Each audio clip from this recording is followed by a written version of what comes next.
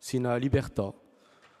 Ogni giorno, so qua a Francia, ma so un nemico, perché per me la Francia è quella che colonizza il mio popolo, non è mica altro a fare.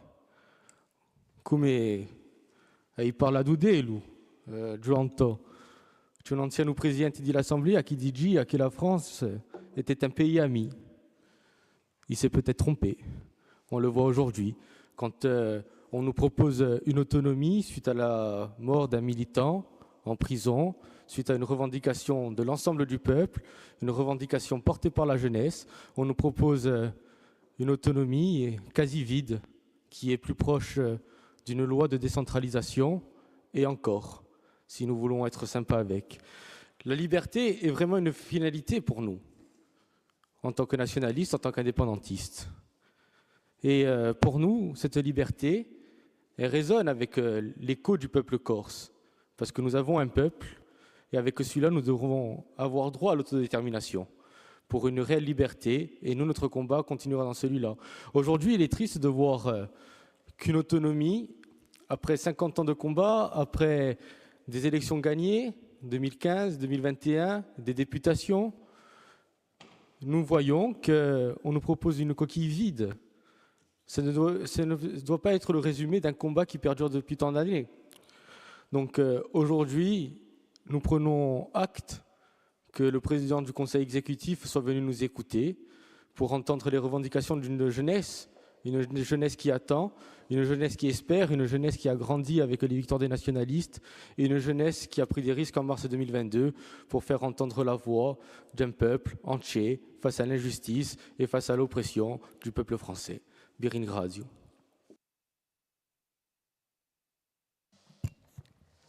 Allora, io hai la parola, Giulio Simeoni. Vi ringrazio, cara Presidente. Dopo 50 anni, a Corsica è stata una terra di conflitto politico tra i nazionalisti e lo Stato francese, questo abbiamo detto, con parecchie dinamiche sfarranti che hanno scambiato la vita di ogni famiglia di questo paese. Ora i corsi hanno una vera volontà di emanciparsi di questo Stato che l'aveva sempre messo in arrêt. Pourtant, les nationalistes peinent toujours à s'accorder sur une politique commune et cela crée un paysage politique plutôt chaotique pour la jeunesse insulaire. Ainsi, des divergences se créent tôt, trop tôt, à un âge où aucune réelle stratégie politique n'est encore envisagée.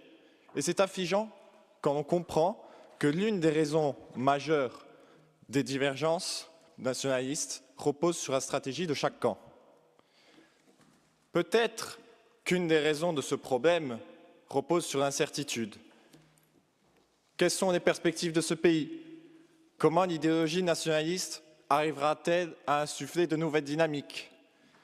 Quels sont les chemins d'ores et déjà tracés? Est-ce que les responsables nationalistes de demain partageront la même foi que les précédents?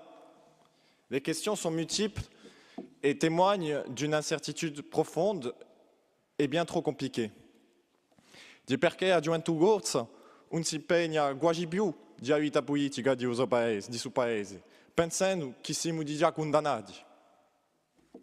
Questo problema si accompagna a perdita di identità e di lingua del nostro popolo.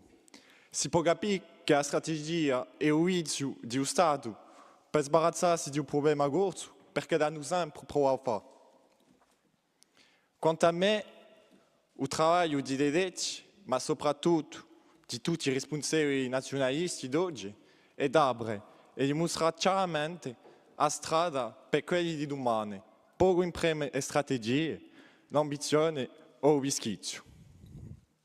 Sono affari politici, ma visto la nostra storia, quella di una famiglia che ha conosciuto più sconfitte che vittorie, visto l'immigrazione francese dispettosa, un nazionalismo deve francarsi i muri con ciò che è illusione per il campà del nostro popolo. Vi ringrazio.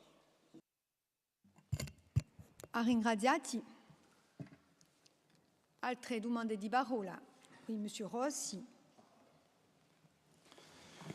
Monsieur le Président de l'Exécutif, Madame la Présidente, Monsieur le Président de groupe, Madame, Monsieur le Conseiller du CESEC, mes chers collègues, avant de commencer, permettez-moi de poser une question fondamentale. Qu'est-ce que l'émancipation? Il est certain que pour la grande majorité des sensibilités qui composent cette Assemblée, et c'est une vision manifestement partagée par le Conseil exécutif, l'émancipation est un concept purement institutionnel. Pour beaucoup, elle se résume à un transfert de compétences de Paris vers la Corse, à la quête permanente d'un statut, à l'obtention de l'autonomie ici. Nous voyons les choses autrement. Pour nous, l'émancipation doit se faire par le concret et non par l'idéologie.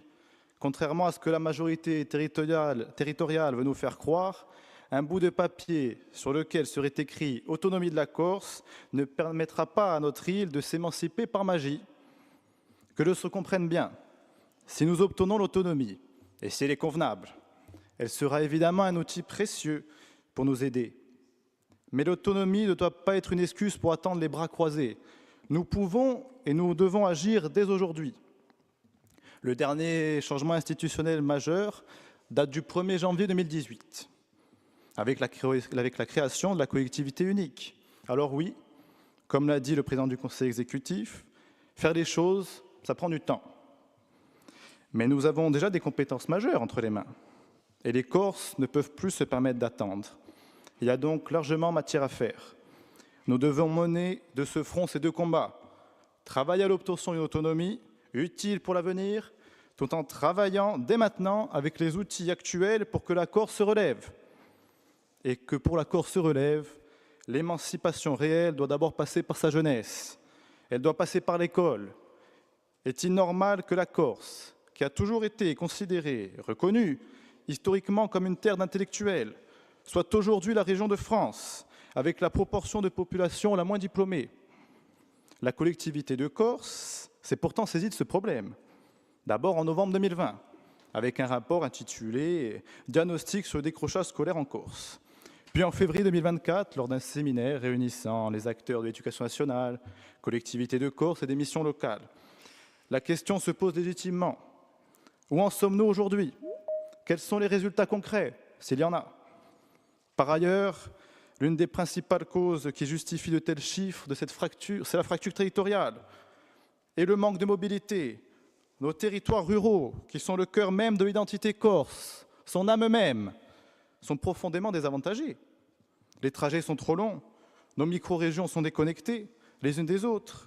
Cet enclavement décourage nos jeunes de se déplacer pour étudier et c'est un frein terrible pour notre économie. Regardons la réalité en face. Je pense sincèrement qu'on met aujourd'hui moins de temps depuis l'aéroport de Figari pour rejoindre l'université de Nice que pour aller à la fac de Corté. Et on parle de 80 km à vol d'oiseau. C'est une aberration. Notre réseau routier et nos transports intérieurs doivent être intégralement revus. C'est une nécessité absolue, tant pour l'avenir éducatif de nos jeunes que pour le développement de notre économie. Ne mettons pas la charrue avant les bœufs. L'émancipation ne se décrète pas seulement depuis un bureau par des réformes constitutionnelles. Elle se construit chaque jour sur le terrain par des routes sûres, des écoles performantes et des opportunités réelles pour notre jeunesse. Je vous remercie.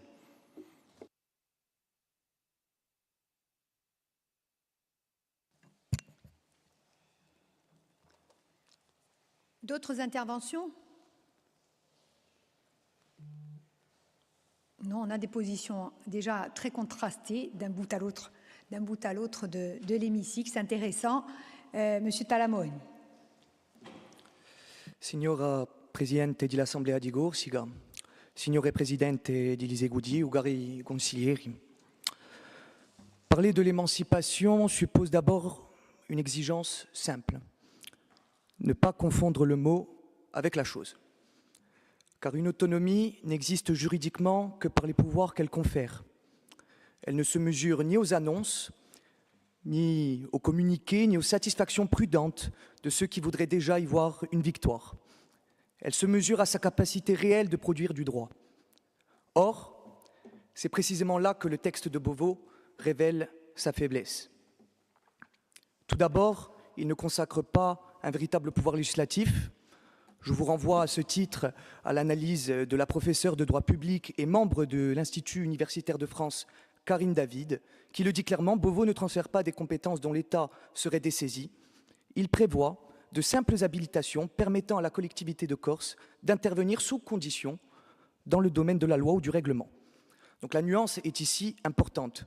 Une compétence transférée fonde un pouvoir, tandis qu'une habilitation n'est qu'un pouvoir prêté.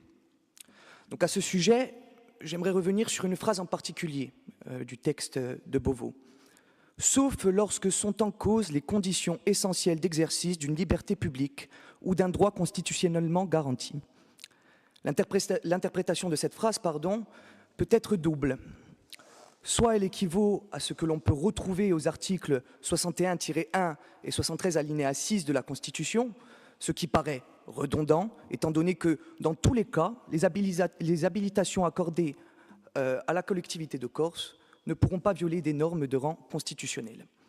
Autrement, cette phrase étend le champ de la réserve au-delà des seuls droits constitutionnels. En effet, en droit, la notion de liberté publique n'a pas de définition précise et sont renvoyées à des normes de rang législatif. Ainsi, il paraît peu probable, avec ce statut, en tout cas avec l'octroi de ce statut ipso facto, un pouvoir législatif à la Corse. De surcroît, sans dérogation constitutionnelle explicite, comme il est possible de le retrouver à l'article 74 de la Constitution, notamment pour la Polynésie française, nos revendications fondamentales resteront juridiquement vulnérables. Karine David le rappelle également, pour le statut de résident, en l'état, le texte ne permet pas de limiter l'accès à la propriété en Corse, faute de dérogation claire au principe d'égalité. Il en va de même pour le foncier, l'emploi, la langue et évidemment le droit d'établissement. Voilà l'aporie du processus de Beauvau. L'État fait mine d'ouvrir une porte, mais prend soin d'en garder la clé. La préautonomie ne sera donc pas un temps de célébration, il sera un temps d'interprétation et de confrontation juridique et politique. Donc la question que je vous pose aujourd'hui est simple. Pourquoi défendre un statut qui restera un simulacre? Un statut pour la Corse qui se contente seulement d'administrer sa décrépitude avec des mots plus aimables. Car nous ne demandons pas l'autonomie pour contempler notre dépossession avec davantage de compétences administratives. Nous la demandons pour que les Corses puissent nommer leur peuple, sauver leur langue, défendre leurs terres et qu'ils soient maîtres de leur destin. Pour notre part, si cette autonomie ne permet pas cela, alors elle ne sera ni une victoire, ni même une étape de notre combat. Elle en sera seulement le prochain décor. A ringraziarvi.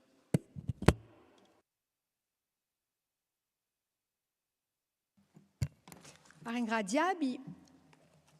Allora, altre domande di parola? Alors, chacun peut s'exprimer, comme vous le souhaitez. O Consiglio Economico e Sociale vuole da uso barre, come noi abbiamo d'abitudine, avete la parola. Ringraziarvi, Presidente. C'est un honneur pour d'être parmi vous aujourd'hui, surtout dans cet hémicycle de jeunes. Donc, je voudrais excuser Madame Nicole, la présidente, qui est prise sur un autre événement. Je suis avec Jean-Pierre Luciani, qui est le deuxième vice-président, avec Maïdé Nicolai qui m'accompagne. Disons que vos interventions sont très intéressantes. Surtout lorsqu'on parle d'émancipation, parce que moi je fais partie d'une génération où effectivement on a essayé de se la gagner, l'émancipation, ça n'a pas été facile. Et la première des définitions d'émancipation, c'est arriver à avoir suffisamment de droits pour pouvoir s'exprimer et obtenir un maximum d'avantages. Pour le Conseil économique, l'évolution institutionnelle ne peut pas passer s'il n'y a pas une intégration du volet social. Donc ça a été très très important, ça a été un des fondamentaux qu'on a passé au cœur de la nécessité de cette réforme. Aussi une garantie de non-régression des droits sociaux, environnementaux, des libertés fondamentales. La nécessité aussi d'avoir un pouvoir normatif. Et lorsqu'il y aura transfert de compétences, parce que je pense que quand même cette autonomie peu importe les contours, et je pense que les contours vont pouvoir évoluer au fil de l'eau, il y aura un transfert de compétences. Et dans ces transferts de compétences, l'idée que le Conseil économique a avancée, c'est qu'il y ait une progressivité, ce qu'on appelle une capacité à accepter des transferts en fonction des moyens qui nous seront donnés et de la facilité qu'on aura à exercer les missions qui seront les nôtres. Donc ce qui a été relevé aussi au Conseil économique, c'est qu'il y a une nécessité de mutualiser les travaux avec l'État et la collectivité, c'est important. Et ça passe par un dialogue constructif. Effectivement, j'ai bien entendu et je pense que nous avons aussi à peu près...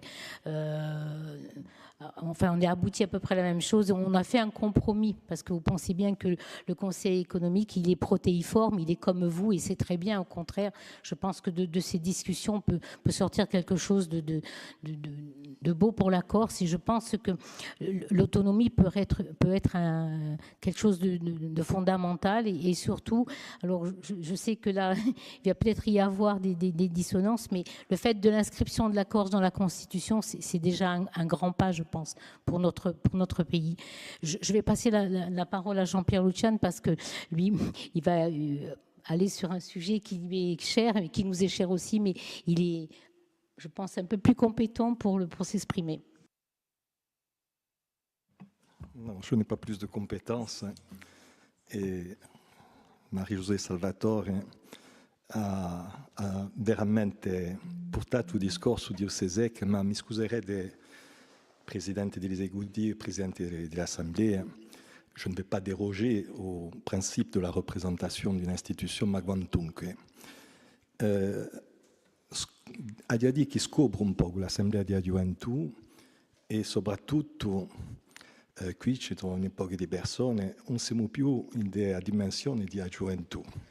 E quando il Presidente dell'Esecutivo ha parlato un momento che a una certa età ci siamo tutti ridò una certa radicalità e quando sento i discorsi di tutti i giovani qui mi sono ridò d'un colpo a 18 anni, 1982, una corsica un anno innanzi che non aveva nessun statuto, eravamo un diritto comune più comune che lo sia. E poi c'è stato il primo statuto particolare e penso che il Presidente dell'Esecutivo apparteniamo alla stessa generazione, abbiamo conosciuto questo periodo.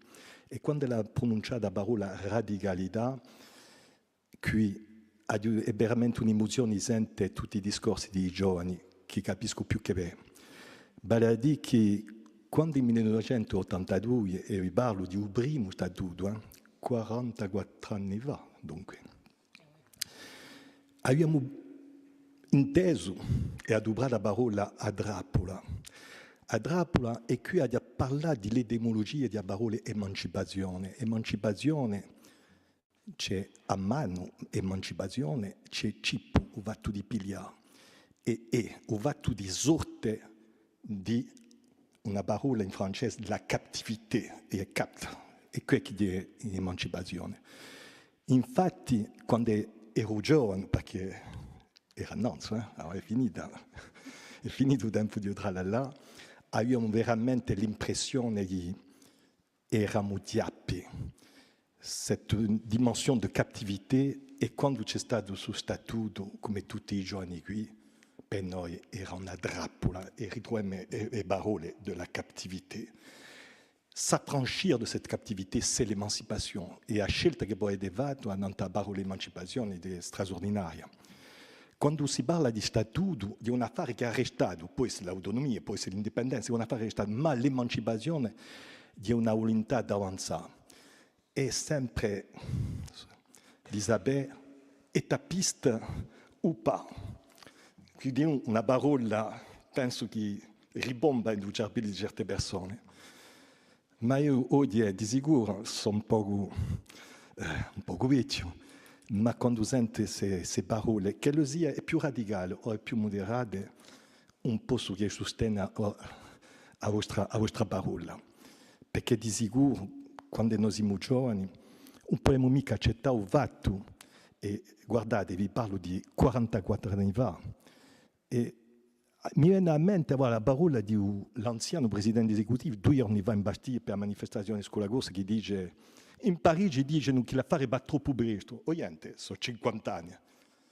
E di la realtà, ne siamo sempre a aspettare questa emancipazione.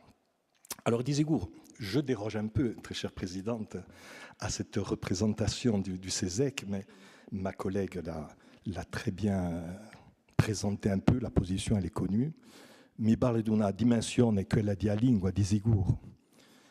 A parola ufficialità oggi fa parte di un consenso generale e di sicuro di una segurità per lo sviluppo. Non è mica, attenzione, non è mica perché domani c'è l'ufficialità che tutto deve essere regolato, ma di un minimo. E di sicuro sappiamo che in sul documento di scrittura costituzionale non c'è mica la parola di l'ufficialità della lingua corsa accanto a quella della lingua francese.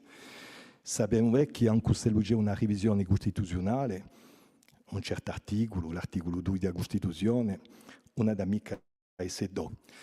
O tutto di sapere aumentato se è o no il fatto di francare un passo quello che è chiamato autonomia, riconosciuta da certi e mica riconosciuta da altri, se lui ci ha permesso di una certa segurizzazione, una certa tolleranza di segurizzazione, sapete, le leggi sono fatte per segurizzare l'affare, ma a certe volte non sono mica impiegate, ma a lingua corsa aspetta una certa segurizzazione. Allora, io capisco tutti quelli dei giovani che dicono, oyente, ufficialità non c'è mica. Una nozione come quella di un popolo grosso, che è un'evidenza come, dice la radio, un daso a mezzo a faccia, un'evidenza.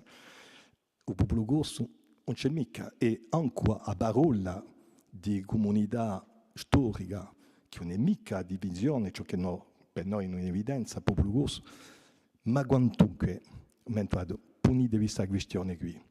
Come in 82, certo hanno fatto la scommessa di ciò avanzato, perché se non c'era mica stato 82, non ci sarebbe mica stato in 91 il fatto che la collectivité de Corse soit érigée en collectivité.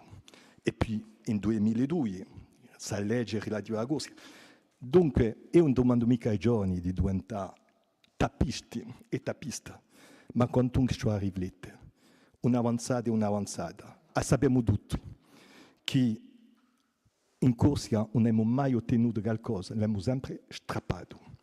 E penso che ci rifletta a fare qui. Allora, mi dispiace perché è difficile di ragionare così con i giovani. Io vi dico, continuate a sperare, a lottare, a diventare anche posizioni più radicali. Ma quantunque, guardate, è stata detta dal Presidente dell'Assemblea, se domani anche questa piccola tappa qui non è mica ottenuta, forse ci va a ricominciare a zero e ci va a aspettare 20 anni o 25 anni. Ecco, scusate un consiglio di un vecchio cucco. Vi ringrazio. Ringraziabi. Romain Colonna, presidente du gruppo FAPO all'Assemblea, avete la parola. Grazie Presidente, signore Presidente del Consiglio Esecutivo, signore Vicepresidente dell'Assemblea della Gioventù, cari membri dell'Assemblea della Gioventù, ringraziabi per l'invito di che in tutti i casi a nome del gruppo pro in modo personale a bene sempre i vostri lavori quanto è possibile di valla e sono sei felice di poter essere parte questa stonda con Bosco e di sentirvi così primoroso di un dibattito e non mi trovo mica, non ci troviamo mica meno radicale che voi e posso parte, può essere sbagliato no, posso parte a più parte di vostre intervenzioni, sono mica sempre da consento perché trovo che c'è di oltre una complessità legata al processo e scrittura costituzionale che di oltre non è mica trasmessa qui e ci ho ritrovato e a pro di due parole a suo livello qui, ma e vostre prese di parole non sono mica fuori di mondo, è stata qui, è normale, è un momento dato, noi siamo i vostri rappresentanti, che voi abbiate buttato mica per la maggiorità e a più parte qui non era mica l'età di voto all'epoca, dunque non vi sentite mica responsabili di per noi ci sentiamo responsabili di per voi. Giungiamo, c'è una situazione politica, c'è l'assassinio di Van Colonna, c'è un processo detto storico politico, è normale. Di ogni qui, io francamente, di una rende i conti, non è mica sempre da consento, e posso spart pur se non sono mica da consento con l'insieme di un proposito, ma un bisentite mica radicale, posso che voi siete giovani, e a gioventù non è mica un'obbligazione alla radicalità, so che ci visto l'inghioghi e sfide storiche, qui ci troviamo, se non possiamo aumentare una via di comprensione mutuale, di dire ecco ciò che abbiamo fatto, ecco perché l'abbiamo fatto, e poi dopo ci dite se voi siete da consento mica. Vi voglio dire, se abbiamo avuto una discussione di per un Stato normale, non saremmo mica qui a avere questo dibattito. Parlo sotto controllo, soprattutto di presidente dell'Assemblea che abbiamo visto e ha avuto l'onore di far parte della delegazione di Suita l'insieme di dibattiti, di portare un scritto importante a nome della Commissione di competenze legislative, di quella in Parigi durante 3 anni, non abbiamo mica per noi un Stato che si comporta in modo normale. Se questo Stato si comporta in modo proprio democratico, io francamente assumo perfettamente i miei propositi, l'indomani dal 2015 aprì una discussione, maggiorità relativa. Non importa quale sia il paese, con il terremoto del 2015 apre una discussione, non la facciamo mica. 2018 non apre mica discussione, non capiamo, chiorano tutto. C'è bolsuto aspetta l'assassinio di Van Colonna a mobilizzazione in Caruglia di gioventù, soprattutto per apre discussione. Ma so che io voglio capire è che non siamo mica in un quattro. Io torno una volta ad una discussione normale con un Stato che rispetta i voti democratici, i cose come li si facciano. Dunque siamo in un caso che è sbagliato, Giungiamo in Parigi, a essere corto, un binevate non abbiamo mica fatto tutto storico, ma il principale elemento. Giungiamo in Parigi, abbiamo un presidente della Repubblica Francese, un ministro dell'Interno, ma soprattutto un presidente che ci dice a fine il testo, so che ha chiamato a stampa ripiato come linee rosse, non possiamo mica andare da nostra parte di Stato francese, non da si punti qui che ogni poco hanno aumentato. Qui avete due soluzioni, non dico mica che abbiamo fatto la soluzione, forse ce ne sarebbe stata un'altra più buona, noi di quello che abbiamo scelto. E due soluzioni, sia barizzate e dite tutti i problemi sociali, economici, culturali, di trasporto e tutto, politici, lasciamo da gant, sia proviamo a trovare una via che ci permette di avanzare da nostra parte noi, il popolo corso, la rappresentazione del popolo corso, e da vostra parte di Stato. Di la via che abbiamo scelto.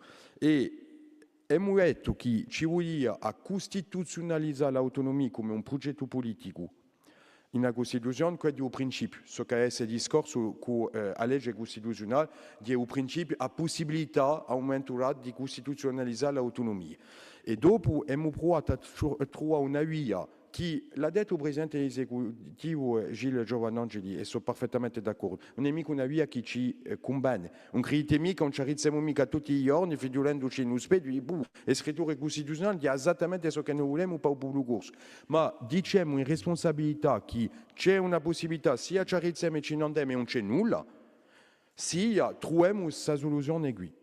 La soluzione qui non è mica perfetta, non è manco perfetto per lo Stato, e è giusto che non solo discutiamo con lo Stato che non rispetta mica perfettamente i voti, ma che ci dice che non hanno alcuna maggiorità per far passare i test. Ça n'aura échappé à personne depuis la dissolution, il ne se passe plus rien à Paris, ils ne font passer plus aucun texte. Donc imaginez un texte sur l'évolution statutaire de la Corse. Déjà que le texte actuel risque de ne pas forcément passer. Alors une version supérieure, c'était parlementairement parlant impossible. Je ne dis pas qu'on doit la valider forcément, ça c'est un autre débat, ma on era mica possibile. Noi abbiamo provato a trovare questa soluzione e finisco dicendo che in questa soluzione qui c'è la costituzionalizzazione dell'autonomia, se l'è buttata. Costituzionalizzazione dell'autonomia, ben a dire che le stampate in un testo più alto di Francia la possibilità di avere un territorio, l'isola a Corsica autonoma. C'è un'ipotesi di rivarenza a terra, a lingua, a so che noi siamo, che ci permette domani in una legge organica di sviluppare, di puntare tutto questo. Torno una volta, non è mica perfetto. Non dico mica che non è mica perfetto, ma noi ogni volta che noi siamo curati in Parigi, tutto ciò che abbiamo provato a discorrere, abbiamo sempre fatto in coscienza, in responsabilità e con lo spirito di quello che noi abbiamo per avanzare per l'interesse di Corsica, non ha due punti. A regolare una situazione conflittuale e trovare una maniera di sorte dal conflitto, perché non ci fosse più conflitto. E la seconda cosa è fare che in ogni dominio di vita quotidiana di corsi sociali, culturali, economici, di trasporto, che non possiamo avanzare con la forza di legge, con la forza di domani una legge organica e fare che domani l'assemblea e poi, perché ogni po' che qui ci si arrête, che poi si te piglia le leggi, per la terra di Corsica, per la lingua di Corsica, per i trasporti di Corsica, per l'economia di Corsica. So che noi siamo in traccia di fare, se la passe in Parigi, daranno la possibilità di fare e mentre tutti i lavori che abbiamo fatto all'Assemblea in giro all'autonomia, tutti i nostri interlocutori ci hanno sempre detto l'autonomia di un combatto permanente. Dunque noi abbiamo fatto, bene o male, a storia di Cerra, abbiamo fatto sul primo passo di un combatto per l'autonomia, sul primo passo in 4 di mandatura, poi varrà il secondo e il terzo per migliorare il statuto e per buscare altre leggi a pro di Corsica. A ringraziarvi. A ringraziarvi, Presidente. Altre domande di parola?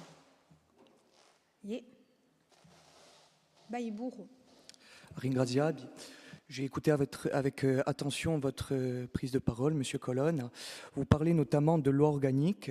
Je vais être très court. Comment on peut déroger à des principes constitutionnels comme le principe d'égalité ou encore le principe d'indivisibilité dans une loi organique alors que ce sont quand même des principes constitutionnels? Vous permettez, Madame la Présidente, le principe d'indivisibilité, vous savez, jeune homme, il se décline de différentes manières en Europe, il n'est pas immuable. L'indivisibilité est inscrite dans la Constitution en Espagne et en Italie, et pourtant elle est interprétée de manière totalement différente que l'indivisibilité prétendument universelle à l'uso française, et c'est possible. Donc la loi, c'est ce qu'on disait samedi matin aussi au débat d'Ariti, la loi c'est le résultat d'un processus social, c'est une convention sociale, la loi, le droit. C'est pas les textes, les tablettes qui tombent du ciel avec Moïse, le droit. Donc le droit, à un moment donné, la Constitution, elle évolue, elle change, et les principes, selon les époques, peuvent être, et toute l'histoire du droit nous le dit, interprétés de manière différente. Il faut qu'il y ait, pour que la société fonctionne convenablement, qu'il y ait une certaine forme d'immuabilité dans le droit et dans la Constitution, mais pour autant, ça reste une convention sociale. Ce qui était convenu hier peut évoluer demain. Vous dire que le droit comparé nous enseigne, et c'est important à l'heure de la construction européenne, et on a une digne représentante ici des intérêts de la Corse au niveau européen, avec également le président de l'exécutif, le droit comparé nous dit aussi que l'indivisibilité se lie autrement ailleurs dans des pays limitrophes et voisins de la France. Vous dire aussi que la loi organique, vous dites, elle ne peut pas aller à l'encontre de principes comme l'égalité. Mais l'égalité, c'est traiter de la même manière des territoires qui ont les mêmes problématiques et traiter différemment des territoires qui sont différents. C'est un grand principe de l'égalité. C'est ce que nous avons dit au gouvernement et c'est ce qu'il convient de faire et ce qui est fait dans beaucoup de lois. Donc le principe d'égalité, dans le cadre de la loi organique, ne serait pas remis en cause si on constate qu'en Corse, il y a une différence, notamment, et je m'arrêterai là pour laisser la parole au président de l'exécutif, l'insularité. Si vous arrivez à me faire la différence que le Poitou-Charentes est territorialement, géographiquement égal à la Corse, alors... Président, d'abord. Oui, simplement compléter, Madame la Présidente, et vous me corrigerez, ainsi que le Romain Cologne qui ont participé à l'ensemble des négociations, mais le résultat de cet accord et de cette écriture, l'alinéa 2, c'est là qu'on a vraisemblablement un problème d'interprétation. Après, c'est une affaire d'experts et moi j'en suis pas, mais j'entends que cette écriture-là, elle a été pesée, elle a été millimétrée à la virgule pour permettre de se décliner demain en loi organique, justement, qui permettra à la fois de consacrer le statut de résident, c'est là qu'on a un point de divergence profond, et de même que l'officialisation de la langue corse. C'est ça le principe. Il faut que vous compreniez la mécanique de construction qui a été celle de la ligne 2. Effectivement, si on lit le texte aujourd'hui, ça peut paraître, moi je le dis souvent, abscon, quand on n'est pas en plus spécialiste, mais la vérité, c'est que c'est le fruit de négociations, d'un accord, de discussions poussées, où tout l'ensemble du texte a été pesé à la virgule. Et que comprendre ce point-là, c'est aussi comprendre comment, y compris le gouvernement français, à partir des lignes rouges qu'il avait lui-même imposées, a dû bouger sur ces points-là pour en arriver à cette écriture. Donc nous considérons aujourd'hui que le chemin, même s'il est étroit et qu'il est difficile, il est possible, et que la déclinaison de la loi organique, par transfert de compétences successifs, ce qui a été dit tout à l'heure, et par la capacité, justement, va nous permettre progressivement, sur un pas de temps de 15 ans, de mettre en œuvre, en étant, bien sûr, conforme au principe d'égalité, notamment. Et puis, par ailleurs, voilà, si on constitutionnalise, c'est aussi qu'on a aussi, que le constituant veut aussi consacrer, et pour permettre à la loi organique, après, de décliner. Donc nous, on n'a pas la même analyse, pour le coup, que vous pouvez avoir. Après, on verra à l'ouvrage. Par contre, ce qu'on dit, et là je pense qu'on peut tous rejoindre, c'est qu'on est sur le niveau le plus bas de l'interprétation. On est sur le niveau le plus bas et qu'on ne peut pas descendre d'un cran. On ne peut pas descendre d'un cran, pour le coup, on serait dans une situation plus fragile, mais le chemin existe. D'autres interventions? Oui, Samir. Merci. Alors, vous l'avez pu remarquer, notre groupe est assez négatif sur les cris proposés actuellement à Paris. Je pense qu'au-delà de ça, ce qui est important de retenir, c'est qu'aujourd'hui, la jeunesse a décidé de s'exprimer par la voie institutionnelle sur ce sujet-là. La jeunesse, en 2022, quand elle est descendue dans la rue, elle était également dans cette assemblée-là. Moi j'y étais déjà. On a débattu, on a proposé, on s'est opposé parfois. On a participé aux premières réunions de ce processus qui sont passées en Corse. Et par la suite, on nous a désengagés. Aujourd'hui, cette démarche étend aussi à renouer un lien entre les élus et la jeunesse. Peu importe l'issue des discussions à l'Assemblée nationale française mi-juin, nous serons toujours là pour travailler, peu importe s'il faut rédiger une loi organique, s'il faut au contraire s'opposer à ce qui sera décidé à Paris. Vous l'avez pu voir déjà dans la motion qu'on a proposée tout à l'heure, on aura encore le temps d'en discuter. Mais le sens de nos démarches, voilà, c'est de resserrer les liens entre élus et la jeunesse, qu'on puisse travailler ensemble de façon régulière, de façon constructive, parce que je pense que la jeunesse a besoin d'être écoutée, mais aussi d'avoir un horizon politique. Ringrazio. Merci. D'autres interventions? Oui, Jean-Baptiste. Aiutare bene giusto qualche minuto a nanta e prese parole che sono state fatte da Voce Nazionale, da Scelta Patriota, da Pier Antoine Rossi e da di noi i membri del Consiglio economico e sociale. Pier Antoine Rossi non si parlava di essere concreto e hai ragione, ma senza sti mezzi di quantunque difficile di farlo per conto mio. Come vediamo quando la Corsica ha conosciuto un ritardo di sviluppo per via di una politica granista da poi parecchi secoli e che hanno sempre vissuto la nostra morte. Infatti, durante questo dibattito mi si pare di avere problemi ricchi. Ho ascoltato parecchie intervenzioni dai miei amici di Voce Nazionale, di Scelta Patriota, che fanno appena un processo di autonomia. Ma voglio da porre una domanda semplice e non ho mica risposta. E chi sarà la sfida della nostra lingua, della nostra generazione, se noi riusciamo oggi, quando noi vediamo i problemi che c'è in Corsica, chi sarà a seguire senza l'autonomia? Come secondo voi abbiamo da giungere all'emancipazione che noi vogliamo? Abbiamo il dovere di giungere a questa data, come l'avete detto, signora Presidente, caro membro del Consiglio economico e sociale, non abbiamo mica il diritto di mancare questa scala, che sarà la bene del nostro popolo. Parliamo di usare bene. Come abbiamo da spiegare a elevi noi, non siamo stati all'altezza di questo momento storico.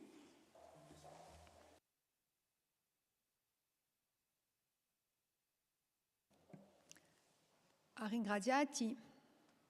Et Giuliano Susini. Alors, oui, nous sommes d'accord, M. Colonne l'a dit, il y a un manque de démocratie.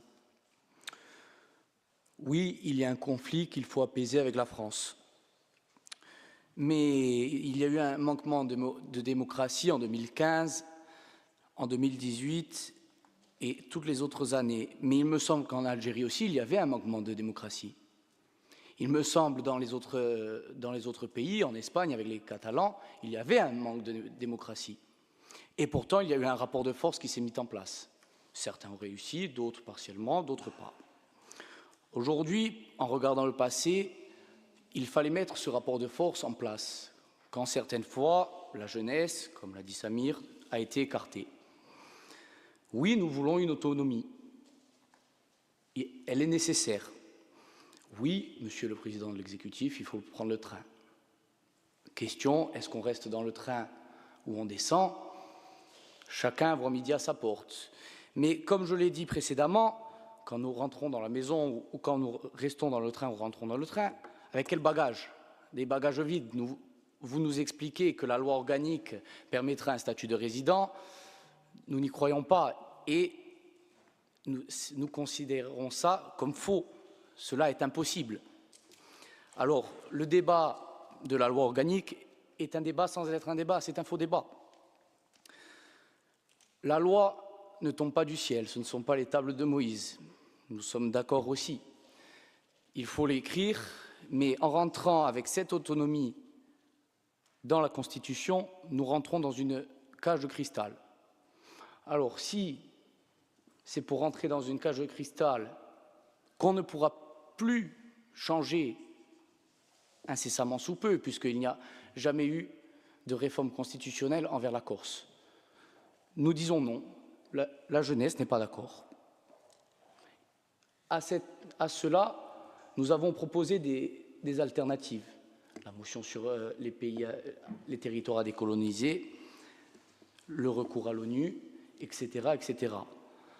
Tout cela est bien entendu possible si demain il y a un rapport de force, comme il y a eu, populaire et institutionnel, et non pas attendre que l'État accorde au lieu que nous prenions.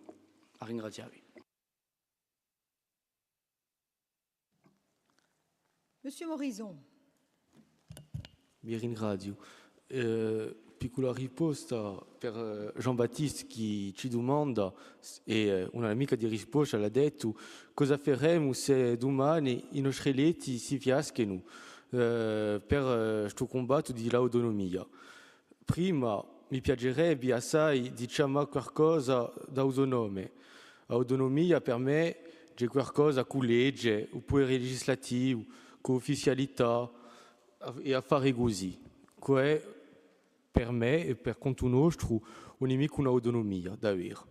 E ti voglio dire che c'è una voce in Corsica, che è maggioritaria da poi nel 2015, che oggi è democratica. Abbiamo visto, ne abbiamo assai parlato e stavolta non è mai stato inteso, mai sente, ma in 2022 c'è oggi di Ugaruggio e forse questa oggi non è mica abbastanza gente, ma era qui e penso che noi giovani corsi che erano presenti nel 2022, se domani l'autonomia si fiasca, si ripeterà. E on ne conosce assai in questa assemblea che porterà le maschere per andare a combattere. E forse che a Solugia è qui, a Solugia di Ugaruggio, per farci sentire veramente.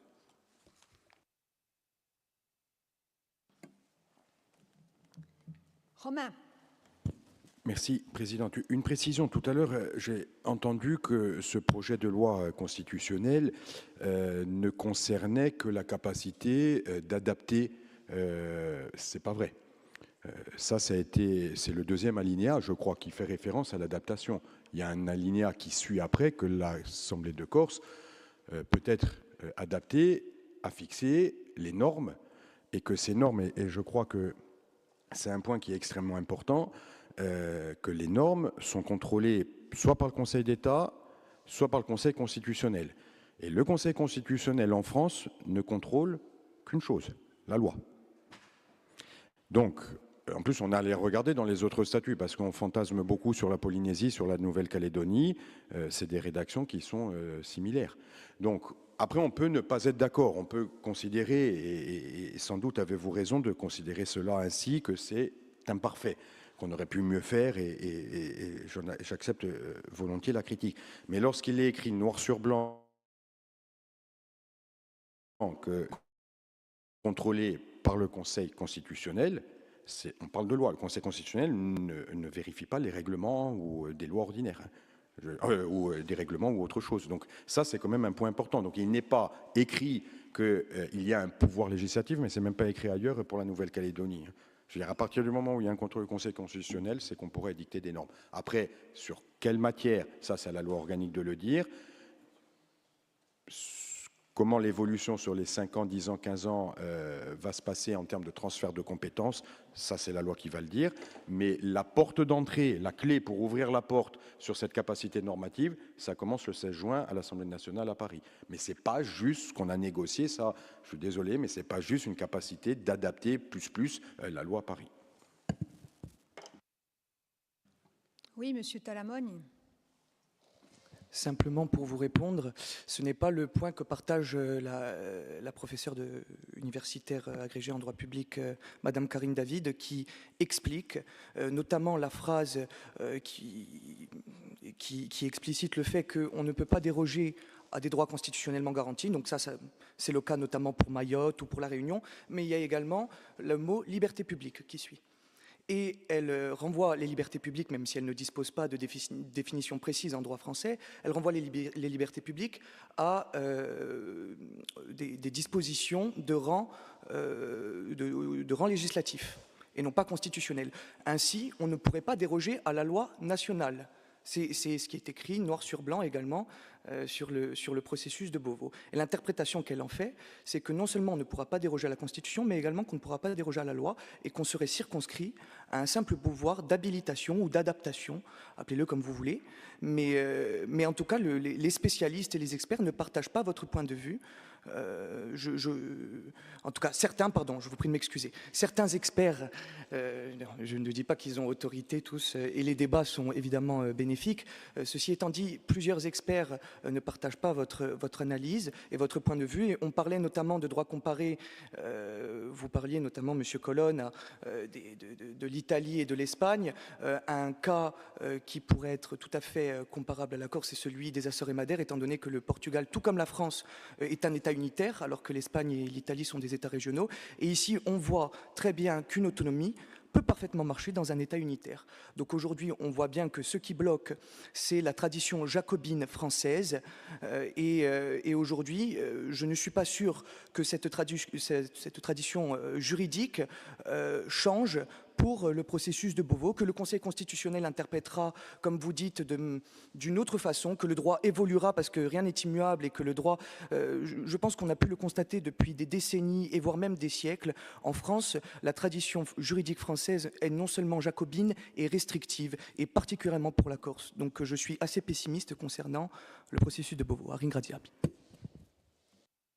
C'est un point sur lequel on est d'accord avec vous, c'est bien le constat que vous faites. La France est indiscutablement le pays le plus jacobin en Europe, pour assez bien connaître les autres pays européens, très centralisé, bien évidemment, qui, déjà, dans sa constitution, ne reconnaît pas les différentes composantes du peuple. Il n'y a qu'un peuple en France et il n'y a qu'une langue, et on est bien placé pour le savoir, puisque j'ai introduit dans le règlement intérieur de l'Assemblée de Corse l'usage du corse avec le français dans les débats, et comme vous le savez, nous avons été attaqués au tribunal administratif. Donc nous nous attaquons, nous le savions, et d'autres avant nous, bien sûr, nous nous attaquons à une citadelle qu'est la Constitution française.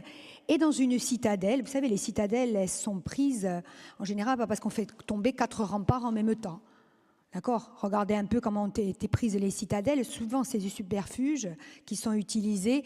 Et souvent, ce sont des petites brèches qui permettent d'entrer dans la citadelle et ensuite de la faire tomber. Donc, s'il y a une porte qui s'ouvre, aussi petite soit-elle, c'est le pari que nous avons fait d'y entrer, voilà, de pénétrer dans la citadelle.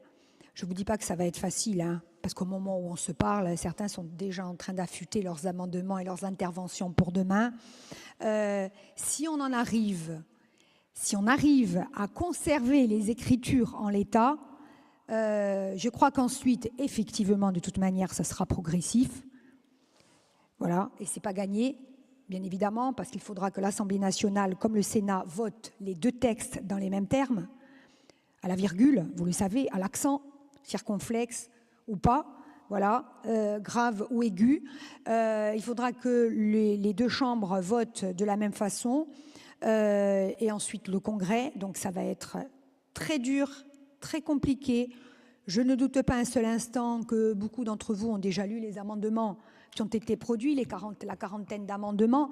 On a aussi d'agréables surprises, puisque globalement, on parlait d'un nouvel article, d'un 72.5 pour la Corse.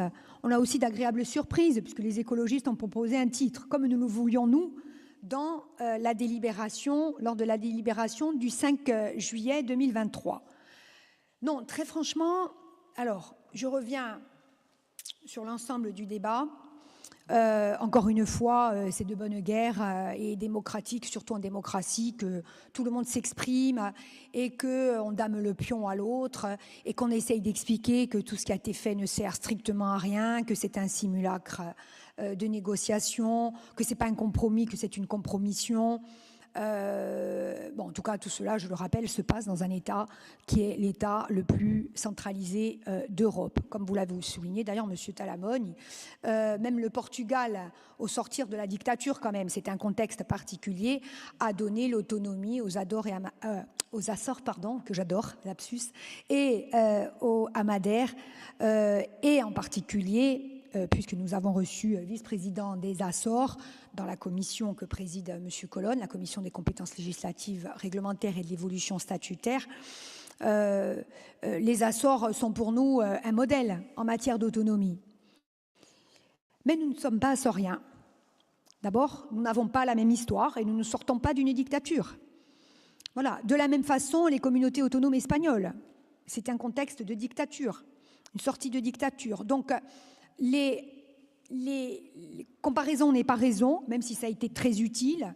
Et encore une fois, replaçons-nous dans le cours de notre histoire, le temps long et le temps plutôt récent, le contemporain.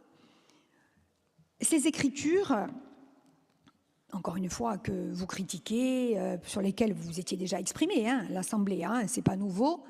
Ces écritures, c'est pas les nôtres. Je l'ai dit vendredi à l'Assemblée de Corse. Ce ne sont pas les écritures du gouvernement. On ne nous a rien imposé. On n'a rien dealé de manière honteuse. Ce ne sont pas les écritures de la majorité territoriale. Ce ne sont pas les écritures de nos opposants à l'Assemblée de Corse, mais elles ont été votées par 62 personnes sur 63, à la quasi-unanimité. À la quasi-unanimité. Et la droite a voté les écritures, tout en se distinguant sur certains paragraphes où effectivement il y a la possibilité d'ouvrir une opportunité sur la prise de normes, de construction de la norme ou de production, pardon, je cherchais le terme, la production de la norme qui serait une norme législative. La droite n'est pas d'accord. Là-dessus, il n'y a aucun souci. Bien. Je pense qu'ici, effectivement, et encore une fois, il y aura toujours des débats de constitutionnalistes. Je connais les analyses de Madame David, je les ai lues d'ailleurs dans un journal nationaliste en particulier. Il y aura toujours des interprétations.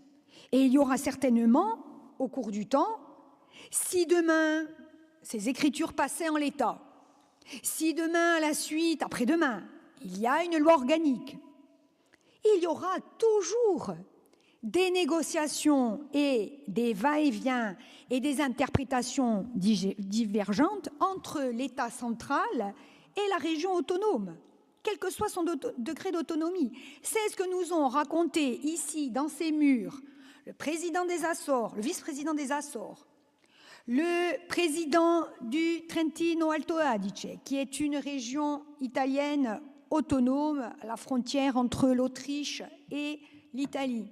C'est ce que nous a dit le président du Consiglio Regionale du Val d'Aoste. Toutes les autonomies, c'est ce que fait la Catalogne encore aujourd'hui. C'est ce que fait le Pays Basque. Ils ont eu du transfert de fiscalité 1978. Ils prélèvent l'impôt sur le revenu et ils négocient toujours avec Madrid. Ça sera, comme disent les anglo-saxons, un self-government, oui. On sera en capacité de gérer, on verra le degré, on n'y est pas encore, d'accord. Mais ça sera une négociation, une discussion et un bras de fer permanent. Ce que je sais des expériences européennes, c'est qu'il n'y a personne qui a voulu revenir en arrière. Hein. Personne. Ceux qui ont eu l'autonomie, ils ont gardé l'autonomie. Et même mieux, ceux qui ont obtenu l'autonomie étaient dans des situations souvent économiques très compliquées. Et ça, je le dis à l'endroit du représentant du groupe de droite, du président du groupe de droite. Le Trentino, aujourd'hui, figure parmi les 3 régions italiennes avec le PIB par tête le plus élevé. Le Val d'Aoste, de la même façon. Les Baléares, la Catalogne, le Pays Basque sont les régions les plus développées avec des niveaux de performance macroéconomique les plus élevés. Donc il n'y a personne qui veut revenir en arrière. Par contre, ce qui est sûr, c'est que ça sera un combat permanent. Donc ça veut dire qu'il faut, je dirais, s'habituer à une logique de négociation permanente. Donc nous nous sommes assis à la table, nous, avec un mandat de l'Assemblée de Corse, pour discuter, pour échanger, pour essayer de trouver un texte de compromis. Ce texte de compromis, aujourd'hui, il a 2 vertus. Il a beaucoup de défauts, mais il a 2 vertus. C'est qu'il y ait une forme de reconnaissance. Ce n'est pas la reconnaissance du peuple corse. Et vous le savez, M. Talamoni, comme d'autres, il ne peut pas y avoir de reconnaissance du peuple corse, il n'y a qu'un peuple français. Et il y a eu une tentative, évidemment, de reconnaissance du peuple corse, statut Joxe, vous le savez, le Conseil constitutionnel, évidemment, a fait éclater cela, a sanctionné cela. Par contre, la notion de communauté avait été validée à l'époque, et c'est pas sûr qu'elle tienne, la notion de communauté, au moment où on se parle et dans les jours qui viennent. Pas du tout, parce que les contextes ont changé.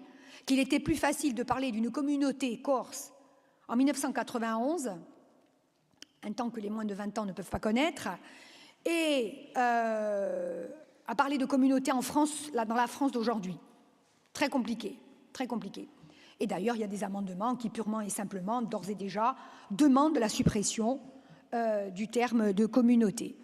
Donc, il a fallu trouver un chemin qui nous permet de mettre un pied dans la porte. Voilà.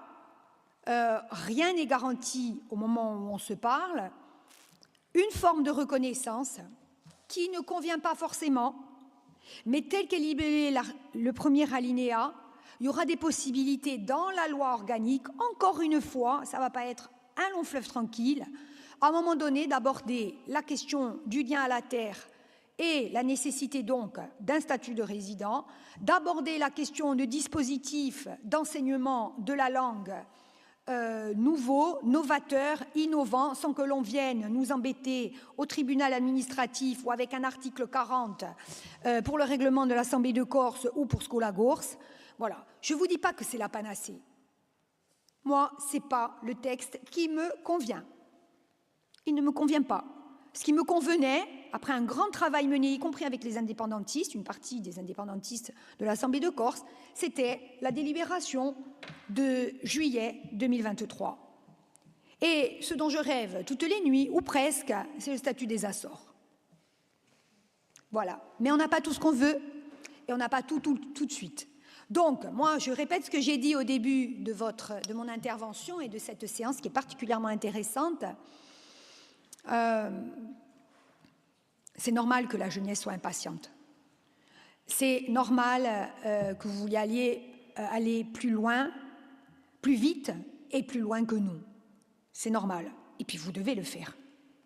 C'est salutaire. Vous devez le faire. Voilà. Parce que nous, aujourd'hui, on est à une table des discussions. On n'est même plus à la table de discussion. Nous, maintenant, on essaye de faire de la pédagogie. Et quand on fait de la pédagogie, et je le dis et je le répète, et je l'ai dit encore vendredi dernier, à la commission des lois, il y a 10 jours, avec le président Simeoni et le président Giovanni Angeli, on a dit, nous, communauté, ça ne convient pas. Nous, on fait partie d'un peuple. C'est mon pauvre. Et c'est une évidence. Voilà. Donc, et c'est les autres qui nous le disent. Hein. C'est même pas nous qui le disons. C'est les autres qui nous le disent. Quand on voyage dans le monde entier, c'est les autres qui nous le disent. Donc, on leur a expliqué tout ça. Et nous, il y a une urgence. L'urgence est encore plus forte qu'en 91, en 82. Elle est peut-être aussi forte que dans les années 60. Voilà, parce qu'il y avait des plans de développement de la Corse, des plans touristiques, des plans spéculatifs. Là, c'était vraiment très compliqué et c'est à ce moment-là que sont nées les premières revendications.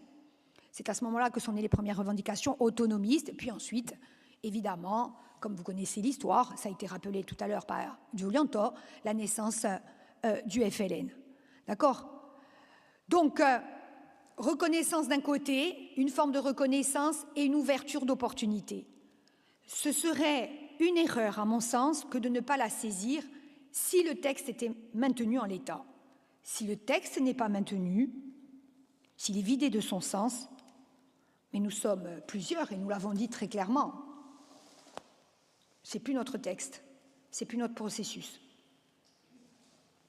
Faranno ciò che le voleranno e noi berremo tutte le nostre responsabilità.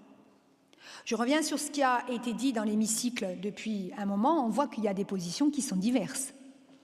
Alors la position peut-être la plus extrême de ce que j'ai entendu, c'est celle du Giulianto, Susini.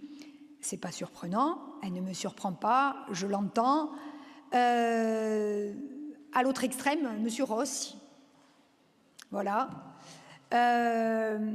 Des éléments plus techniques, merci, M. Talamone, merci beaucoup, parce qu'il va falloir qu'on travaille. Et franchement, pour la loi organique, il faudra se mettre au travail véritablement. On a commencé, nous d'ailleurs. Hein.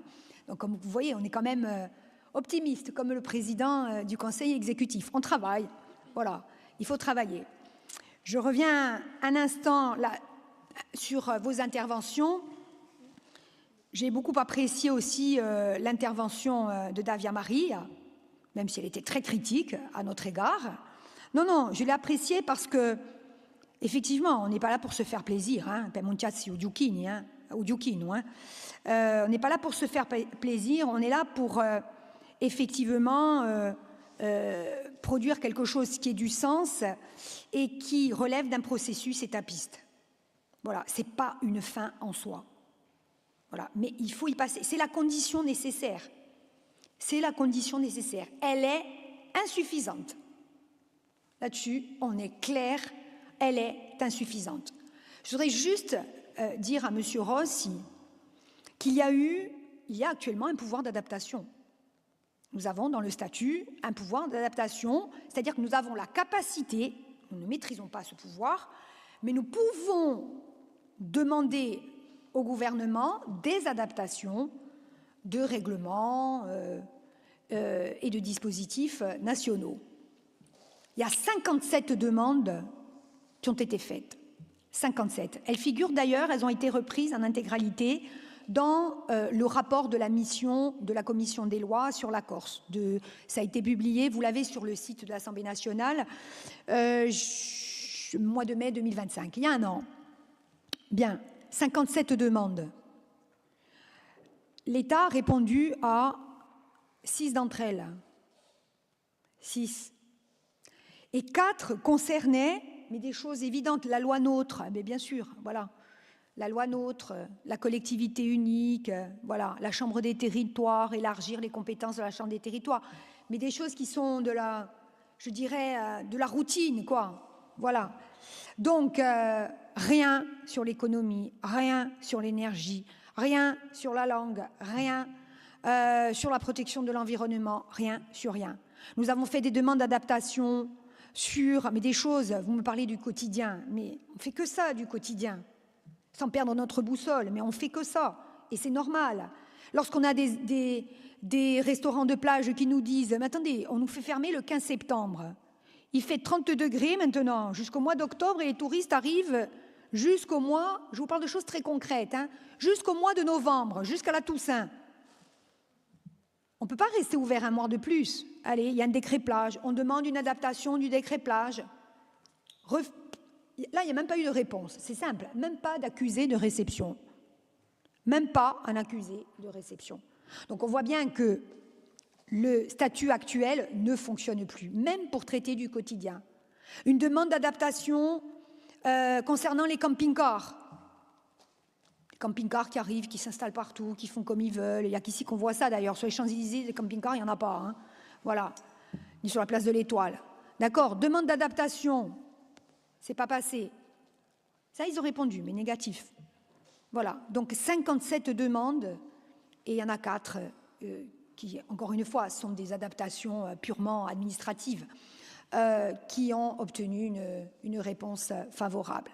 Donc le système ne marche plus, même pour le quotidien. Alors maintenant, je reviens à la question de départ, la question de l'émancipation. Je me doutais bien qu'aujourd'hui, ça ne serait pas un grand concours d'agrègue sur la notion philosophique d'émancipation. Je m'en doutais. Et j'ai pas forcément non plus, et c'est normal, et nous n'avons pas forcément non plus la même définition de l'émancipation. Quand vous approchez la soixantaine, l'émancipation è bella fatta dopo un pezzo, au gauche-trimente, c'est qu'il y a un problème. Hein. Voilà.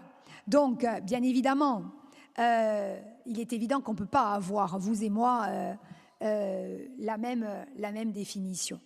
Et je me doutais aussi que la discussion dériverait très vite sur la question du processus et au-delà du processus, puisque le processus de Bouveau est terminé, on n'en est plus au processus, hein.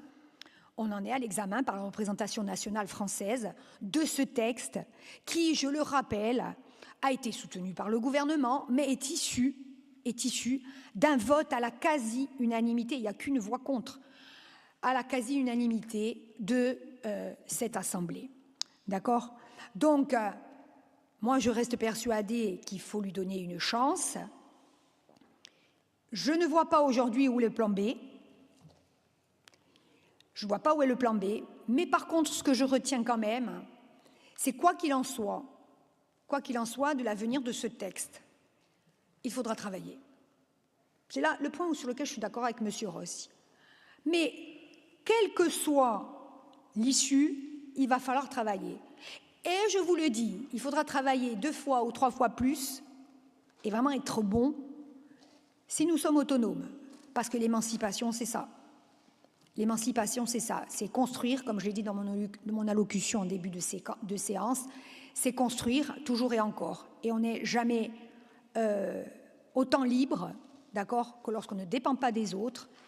Et l'indépendance, pour faire plaisir à Giulianto, Et l'indépendance, c'est d'abord et avant tout le travail, surtout dans un État très centralisateur. Mais je vous félicite pour la qualité du débat, pour la qualité de vos interventions. Monsieur le Président, vous voulez intervenir? Due parole, Presidente. Ancudrei. Ancudrei, se gli posso. Devi semplicemente sono qui di sicuro come Presidente dell'Esecutivo, ma penso soprattutto come militante nazionaliste à l'anima. Et vous dire que, rappeler que ces écritures, oui, elles sont le fruit d'un compromis et d'un travail des nationalistes notamment, et des nationalistes, des autonomistes et des indépendantistes. Et je vous écoutais tout à l'heure, Monsieur Talamogne, sur le débat des constitutionnalistes sur ce sujet-là. On peut justement, des deux côtés, avoir des avis différents. Et on le posait en commission des lois avec la présidente et le président Simeoni. Nous avions ce débat la semaine dernière en commission des lois, et ce qui est dit, et vous le savez certainement, c'est que quand il y a des points d'interprétation comme cela, où les constitutionnalistes peuvent avoir des appréciations différentes, eh bien, ils vont se référer au débat du constituant, qui va permettre de leur éclairer et comprendre ce qu'a voulu le constituant pour finaliser et pour justifier cette écriture. Et c'est pour ça que c'est important que le débat qui sera porté à l'Assemblée nationale, il précise les choses, aussi bien sur la notion de la relation à sa terre et donc du statut de résident qu'au niveau du statut de la langue corse. Et ça permettra d'éclairer le constitutionnaliste pour trouver le chemin. Bon, et je pense que c'était important de le préciser parce que ça relate aussi globalement la philosophie de notre démarche et je le répète, la présidente le faisait mieux que moi tout à l'heure, on est dans un processus forcément étapiste, puisque derrière arrivera la loi organique. Et pour vous répondre aussi, parce que c'était intéressant, j'entends bien ce que vous dites, et c'est normal, il y aura la loi organique, nous l'espérons tous, à rédiger, et il faudra vous y associer, certainement. Mais je sais déjà que la présidente a prévu tout un dispositif de travail, et vous n'allez pas en manquer, et forza, c'è mai un'ia per noi mi pare, e il più importante per nostra Corsica, per la nostra emancipazione, e forza anche per l'emancipazione nazionale. A ringraziarvi. A ringraziarvi. Abbiamo compiuto. Ha parlato il Presidente. Poi c'è mozione. È mozione. D'accordo? Dunque, abbiamo fatto lavoro, assai lavoro bene, avete assai lavoro, assai lavoro bene.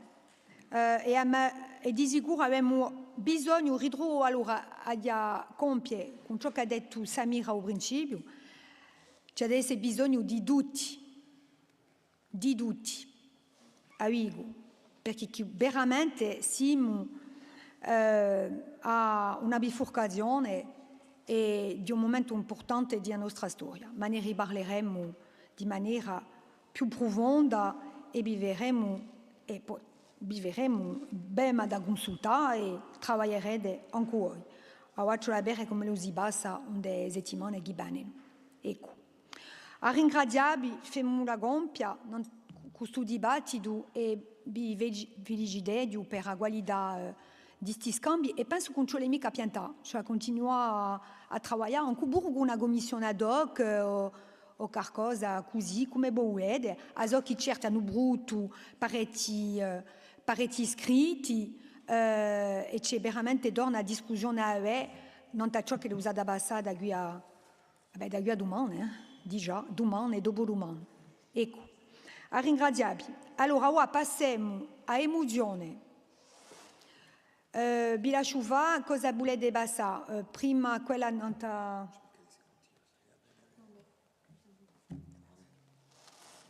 Allez, chi volete cominciare per scuola corsa o... Scuola corsa? Allez, go. Qual è chi è presente? Jean-Baptiste. Ecco, penso che ora saremo appena di più da consenso in questa tematica, dunque giusto per presentarvi a questa mozione abbiamo visto una mobilitazione popolare importante non solo in Igaru di Bastiacci per la corsa, abbiamo spesso a lingua fa o bobulu, ma di o bobulu che fa la lingua. In Corsica, la questione di tramandare la lingua corsa ferma una scommessa essenziale per la scuola e per la società. Oggi, a filiera di insegnamento immersivo scuola corsa si trova in una situazione di incertezza legata a parecchie evoluzioni giuridiche e istituzionali. Questi elementi indeboliscono un dispositivo che, dopo parecchi anni, ha permesso di sviluppare una vicinanza riconosciuta dell'imparare la lingua corsa. Questa situazione ingerisce un'inquietudine in dei professori, in delle famiglie e l'insieme degli attori concernati dalla tramandera linguistica. Al di là degli aspetti tecnici o amministrativi, questa situazione mette in luce la necessità di garantire la continuità e la stabilità dei dispositivi esistenti per permettere ai scolari di approfittare di un quadro d'imparare durevole. L'insegnamento immersivo messo in opera da scuola corsa costituisce oggi un arnese importante per favorire un'imparare e una pratica della lingua corsa in dei più giovani. Questo modello di insegnamento si basa nella esposizione naturale alla lingua, permettendo ai scolari di sviluppare competenze linguistiche travagliando i fondamenti che si impara a scuola. I ritorni di esperienza mostrano che questa vicinanza contribuisce di nuovo a rinforzare la maestria della lingua, favoriscendo di nuovo le competenze trasversali. In una prospettiva più larga, questo tipo di dispositivo si iscrive in delle riflessioni attuali non al plurilinguismo e non alla piazza di lingue regionali in un sistema educativo. Questa mozione porta 4 rivendicazioni principali. La prima, la riconoscenza durevole di arredi immersivi a scuola corsa e la sua protezione giuridica contro ogni rimessa in causa che minaccia la sua esistenza. La seconda, la creazione di un quadro giuridico e finanziario stabile che permette di assicurare la continuità di un modello immersivo non modello di erede escolim. La contrattualizzazione generalizzata dell'onde di buste di arredi scuola corsa e per compiere la consolidazione della generalizzazione dell'insegnamento immersivo in lingua corsa, di modo che ogni desideri in Corsica possa accedere a una scolarizzazione che permetta una tramandera vera della lingua corsa. Il sostegno alla scuola corsa si iscrive in un'andatura di mantenere e di tramandare la lingua corsa attraverso la scuola. Si tratta di noi di garantire ai scolari un accesso a un insegnamento di qualità, stabile e adattato, contribuendo a tempo al suo percorso scolare e alla valorizzazione di un patrimonio linguistico della Corsica. Per compiere scuola corsa gamperà, siamo e saremo sempre a fianco a egli. Ringraziabi. Ringraziati. Allora, quale chi vuole intervenire? Samira. Ringraziabi. Difendere scuola corsa non è mica solo difendere una scuola, è difendere un diritto di nostri zideli a imparare e a campare in lingua corsa, e difendere la trasmissione di ciò che noi siamo. Scuola corsa, con i suoi insegnanti, personali amministrativi e educativi, fa campare la nostra lingua ogni giorno. Lontano dai discorsi politici, lavorano ogni giorno per formare i locutori di domani, locutori di qualità. Scuola corsa e attraverso ello l'immersione linguistica è essenziale per mantenere la nostra lingua. Domandiamo la contrattualizzazione di tutti gli insegnanti. Al di là, sosteniamo la scelta dell'Assemblea di Corsica di finanziare scuola corsa. Se non teniamo mica la contrattualizzazione di tutti gli insegnanti, continuate a finanziare questo progetto che si è attaccato. Fatelo crescere, fatelo aprire altre scuole. Scuola corsa da permette di salvare la lingua, non possiamo rinculare. La scelta è buona, scuola corsa deve campare. Ringraziavi. Bravo. Altre domande di parola? Io normalmente sì. C'è chi sia chi dei contro? No? Allora, c'è una domanda di parola di un consiglio economico. Ugo Luciani, un po' sta senza parlare di lingua, non è mica possibile. No, non è mica questa. Il presidente e chi a un livello di USESEC rappresenta la SOGI di promozione della lingua corsa e soprattutto scuola corsa fa parte di questa SOGI che mi ha appoggiato per essere a USESEC. E ciò che voglio dire è che siamo in una situazione giuridica difficile per rapporto all'insegnamento immersivo, che lo sia a un livello di scuola corsa, vale a dire l'insegnamento associativo, ma c'è a sapere di noi che è difficile di noi anche per la scuola pubblica, vale a dire che c'è un punto giuridico e tengo a felicità e salutare il giorno, mi sono scordato il suo nome, ma Talamoni, perché ha aumentato c'è da volere a sorte dal quadro attuale, che se no ci sarà sempre sul problema di securizzazione giuridica e a un livello costituzionale. Ciò che c'è a sapere è che per rapporto alla scuola corsa ci sono due dimensioni, due problemi giuridici. Ce n'è uno che concerne, è stata detta, il finanziamento della collettività di corsa, perché la collettività di corsa può finanziare la scuola corsa, ma un po' meno commentato sul finanziamento interviene a un livello, per dire in maniera semplice, a non le paghe dell'insegnante, a non la massa salariale dell'insegnante. Ed è questo il problema che è stato posto nel quadro di un controllo di legalità dal brevetto Jalon. E di sicuro a questo livello qui c'è un lavoro che si fa e penso che è avanzato quantunque e la collettività di corsa, penso che è sapere da qui a un po' di giorni, c'è adesso una risposta, ma la collettività sarà in capacità di aiutare la scuola corsa. Ma quantunque ciò che c'è a sapere per buttare la problematica dell'autonomia e che in un quadro di legge organica domani, se domani, e questo si può fare, se domani cambiamo le prerogative della collettività di corsa per rapporto e il fatto di intervenire a il primo grado l'insegnamento e a il progetto linguistico, vi posso assicurare che la collettività di corsa non avrà più problemi. Non siamo mica qui per difendere un progetto d'autonomia, ma il fatto sta è che qui, domani, in un quadro della legge organica, l'affare può essere regolato questa dimensione di gerarchia giuridica, di securizzazione, di finanziamento della collettività di corsa. Quando lo si dice, in tutta maniera la collettività di corsa ha da continuare a finanziare, ma ciò sapere un affare è che il controllo della legalità, per definizione, è aumentato.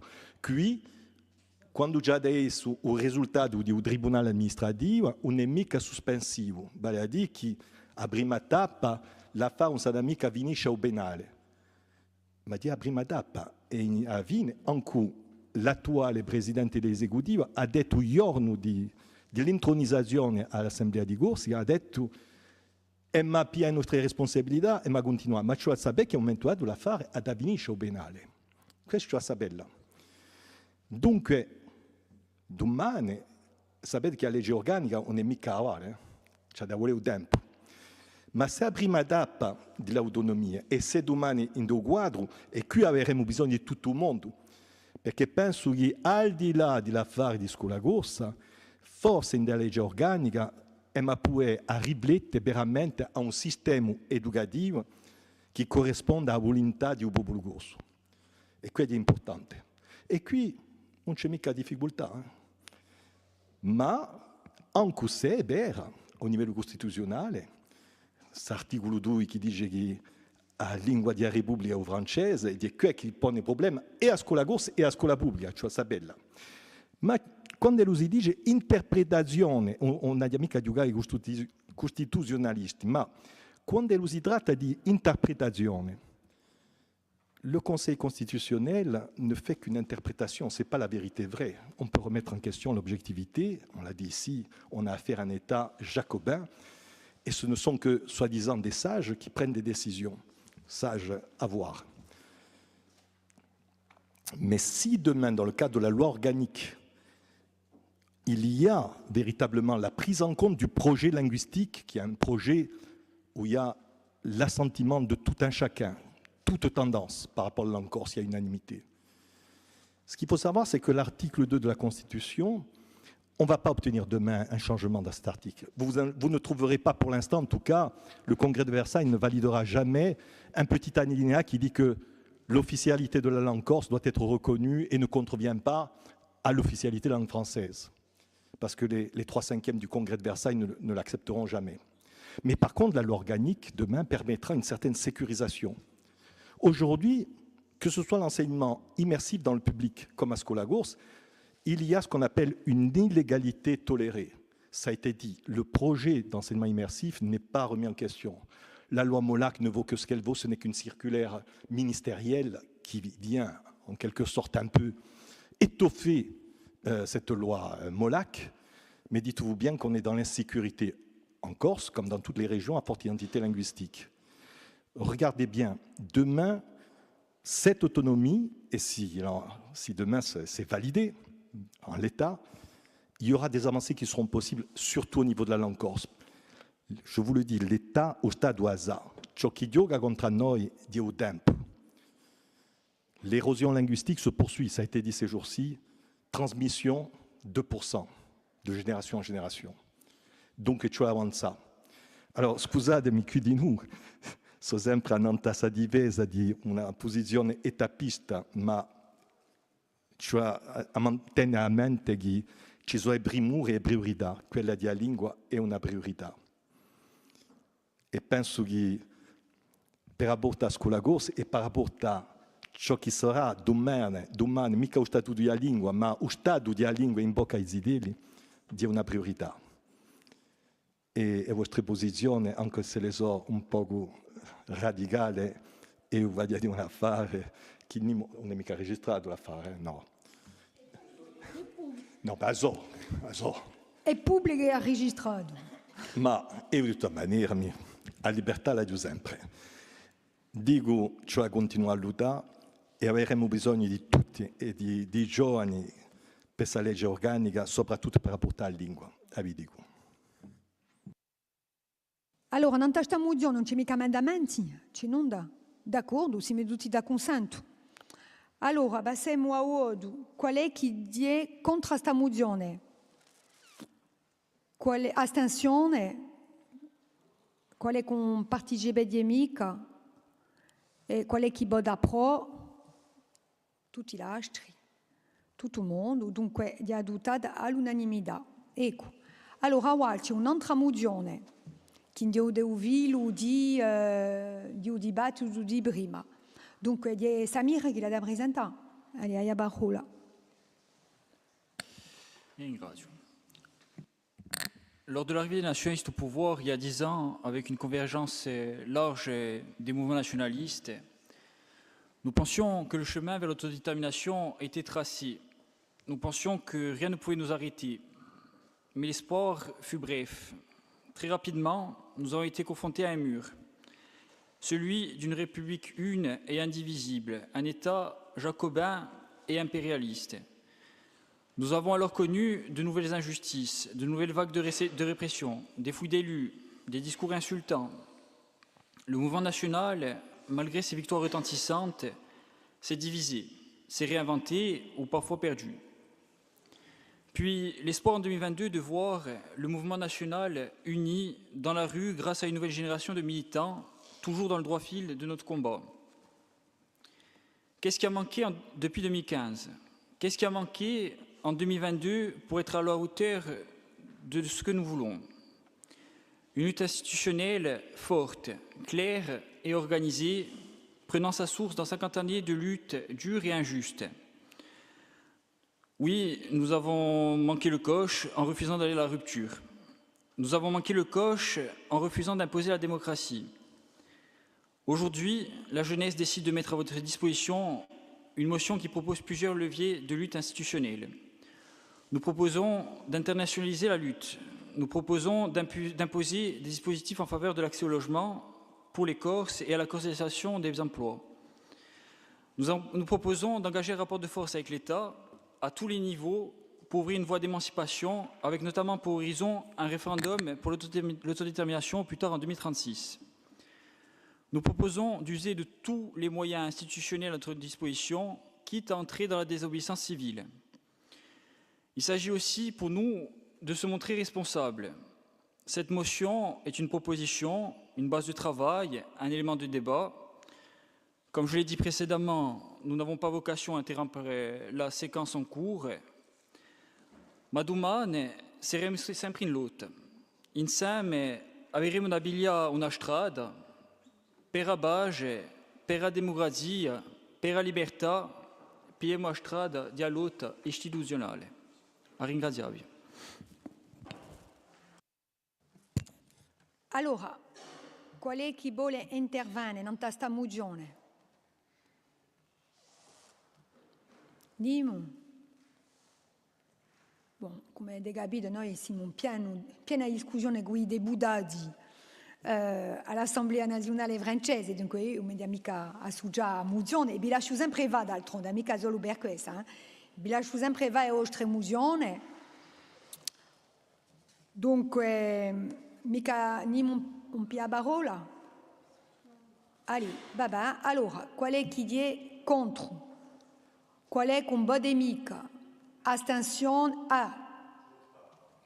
Non participation. Non participation, très bien.